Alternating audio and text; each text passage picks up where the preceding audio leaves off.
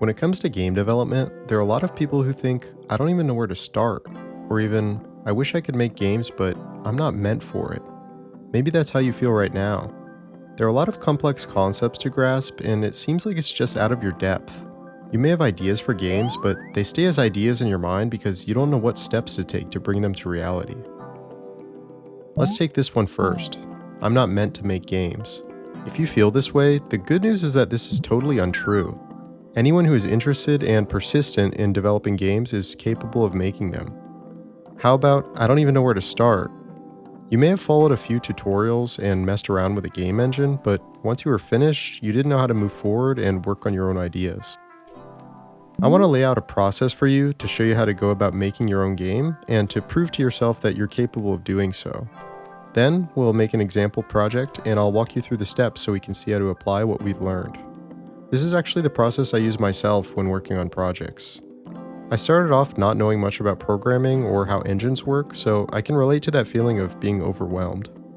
With that said, let's get into the process itself.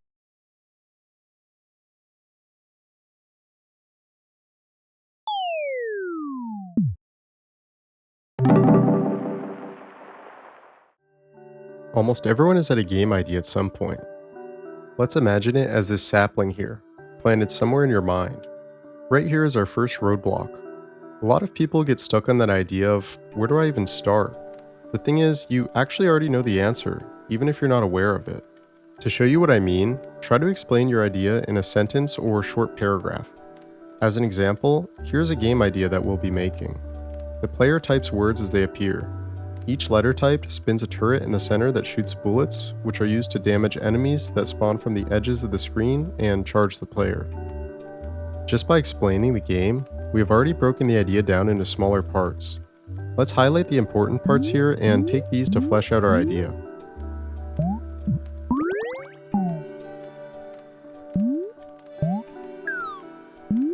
Next to our sapling, a watering can has appeared. The light bulb is a show that we filled up its water by thinking things through ourselves. Let's pour it onto our sapling.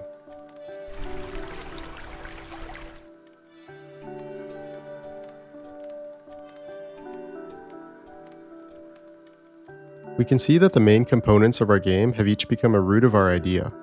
These are the parts that we want to focus on to create a complete game. By pouring water onto any of these roots, we can break them down further and create a clearer, more complete vision of our idea. These can keep splitting as much as necessary, or may wither away if plans change. But you might look at any of these roots and still find yourself saying, I don't even know where to start with this. Our watering can is empty, no matter how much we try to pour it again. When you're not sure how you can break things down any further, it's time to do some research. If your engine is Godot, try searching things like Godot Shooter Game or Godot Shoot Bullets on Google or YouTube. You may come across articles, posts, or videos that give you more understanding on the topic. By the way, just a side note here about tutorials. When I mention making games without tutorials, I'm referring to the general tutorials that are meant to teach the basics of an engine. These are great when starting out, but not as helpful when making your own project. However, I want to mention another type of tutorial, what I refer to as targeted tutorials. These are meant to teach a specific concept that you can apply to your own games. I use these all the time as a reference for my projects, and they can be extremely helpful. Back to our game idea, we can see now that our watering can is filled up with the knowledge we gained, and we're ready to pour it onto our root.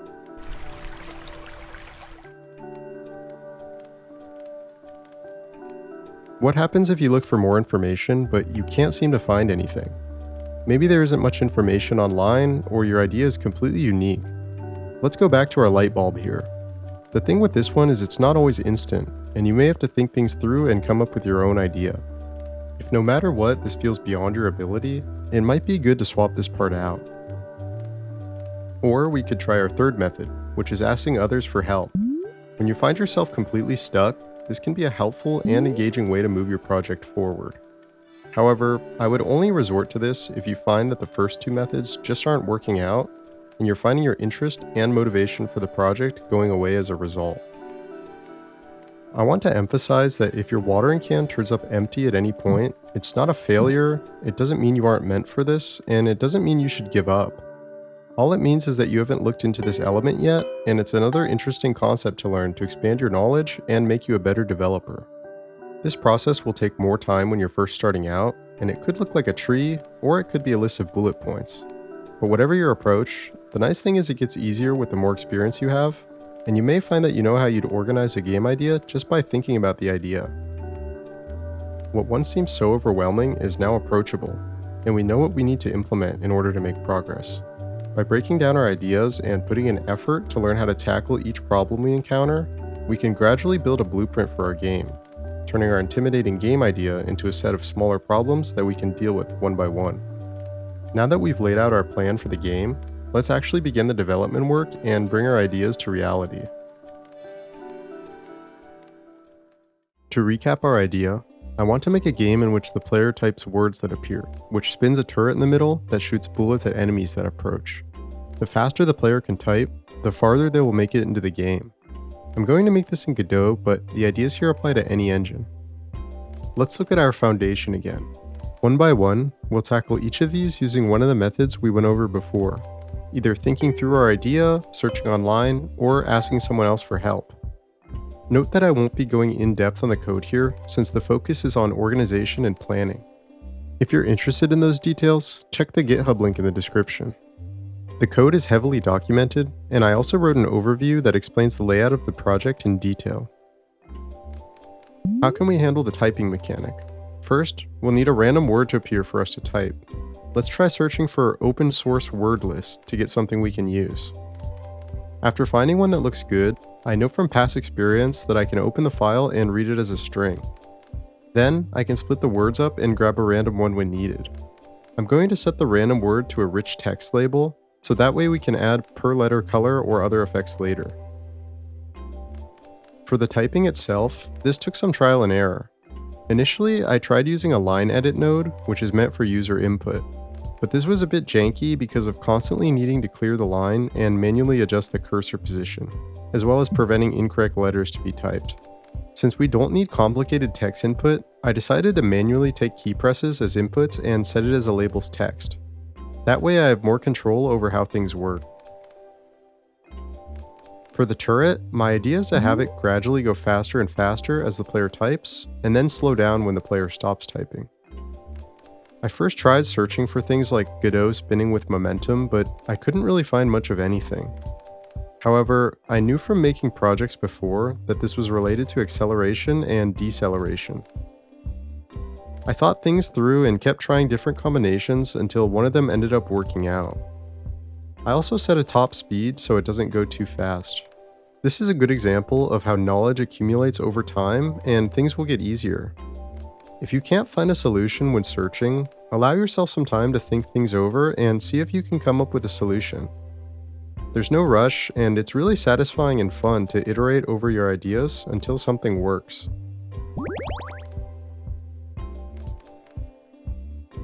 For the bullets, I searched for Godot shoot bullets and found this great resource from the website Kids Can Code. It goes over all the details on instantiating them, as well as how to set their transform and direction. Let's use the same signal from our text input node to tell it to shoot a bullet every time we type a letter.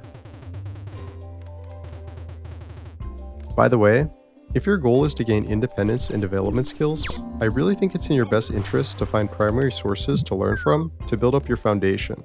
But ultimately, how you approach your projects will be up to you. So try to think about what approach will keep you having fun and allow you to grow in the long term.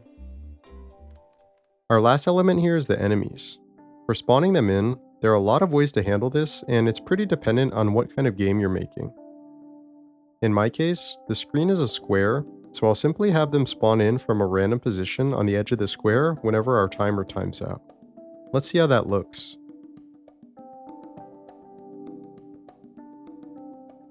For making them run toward the player, I found this comment online that explains how to make this happen. I noticed that they end up running past the player forever, but I ended up making them despawn on impact with the turret, partially to solve this, and also to solve the problem of them piling up on top of the turret. With our base mechanics in place, I wanted to add a few more things before we called it finished.